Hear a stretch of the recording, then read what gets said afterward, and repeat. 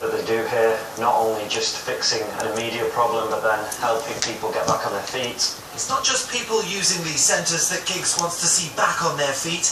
His thoughts are never far from his former manager as he recovers over the next few weeks and months. David Chisnell, ITV News, Manchester.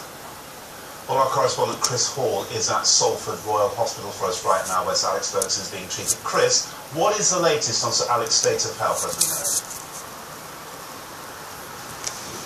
Well, it's just paper talk so far. There have been reports that Sir Alex Ferguson had been sat up awake and talking to friends about his recovery, but no confirmation from the hospital on that so far. No confirmation from Manchester United either. In fact, they've told the media today there will be no update on Sir Alex Ferguson's condition, and they have reiterated their plea to respect the privacy of Sir Alex's family. Instead, they're guiding us towards the overwhelming number of messages of support from within the football world, including some from many of Sir Alex's great rivals. We've had messages of support from Liverpool, Manchester City fans breaking off from their title-winning celebrations to hold up a Get Well Soon banner, and today Newcastle boss Rafael Benitez has also never been really described as a fan of Sir Alex Ferguson, but today has come out and described him in his press conference as a very important person within football and has wished him a very speedy recovery. Of course, after 26 years at the helm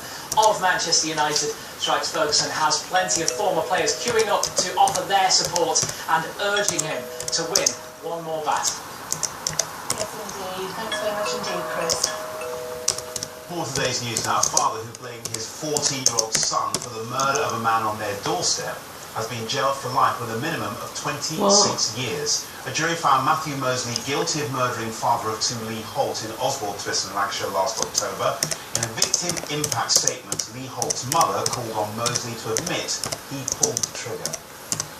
The trial of 3 people accused of murdering 4 children in a house fire has been hearing from a woman who drove the defendants on the night. Leah Lacey Brighton, Lenny Pearson died the time, walked in December.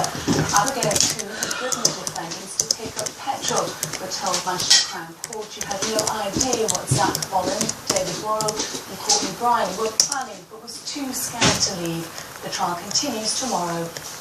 A 15-year-old boy has appeared in court after the murder of a man in Macclesfield. The victim, who was 37, was found by police on Bex Lane last night. It's thought he'd received knife injuries and died at the scene. The teenage boy was remanded in custody and will appear at Chester Crown Court next month.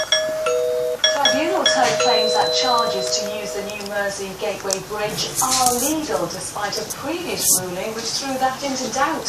Protesters gathered outside the hearing in Runcorn earlier as a lawyer for Halton Council said it had complied with the law when introducing the charges. An independent adjudicator visited the crossing himself today to view the road signs in the area. He'll publish his decision at a later date. The Isle of Man government has confirmed plans to buy the steam packet ferry company. The Tynwald Parliament being asked to approve the purchase for around £124 million. Ministers say public ownership will bring stability to the island's ferry service. And a group of divers exploring waters up the coast of the Isle of Man have captured footage of a very friendly seal. 4 divers were swimming close to the Calf of Man when a seal got up close. This footage shows it playing around them and appearing to give them a hug. Seals are often spotted around the island, with most recorded at the Calf. The diver said the underwater encounter was amazing. It was just a fantastic experience. It was a great opportunity that we have. We dive an awful lot around the island, and in all the years that I've been diving, I've not had it quite like this. And it was a great experience that we do through dive school down in Portsmouth Mary, who's got a diver. So we get to see an awful lot. It's brilliant. Now, tribute to be paid to a volunteer biker who died in a crash while delivering life-saving blood supplies. Yeah, 49-year-old Russell Kerwin had been a volunteer for the North West Blood Fight for 2.5 years, based at Bamber Bridge near Preston. He was taking important samples to a lab when the accident happened in Lancaster at the weekend. Our Cumbria reporter Fiona Marley-Patterson has more. It's been a hard weekend for North West Blood Bike volunteers. They lost Russell Kerwin, one of their own, on active duty. We're all devastated. It's just hit us. Our controller, who was on duty that day, is in pieces, and yet really all she did was take a call and pass it on. But everybody blames themselves some way. It was just a tragic accident. The 49-year-old from Kendal did more miles than most until trying to save a life took his own. And this is where it happened, on Caton Road in Lancaster. It's a busy new junction joining the M6 and the Bay Gateway bypass. His bike collided with a Jaguar being driven by a 65-year-old man from Morecambe who suffered minor injuries.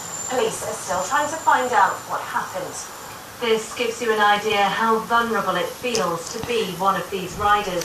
Today, Russell's friends are continuing his work. Around 260 volunteers respond to 1,200 calls a month, covering 3,500 square miles. He was very, very experienced, and for something like this to happen, it's just tragic, and the irony of the fact that he was trying to help save somebody else's life and lost his own is a massive shock to all of us within the charity and across the blood bank groups in the country. It's just absolutely scandalous. Russell's family say he gave up his time to help people who needed it most, and Russell died doing what he loved.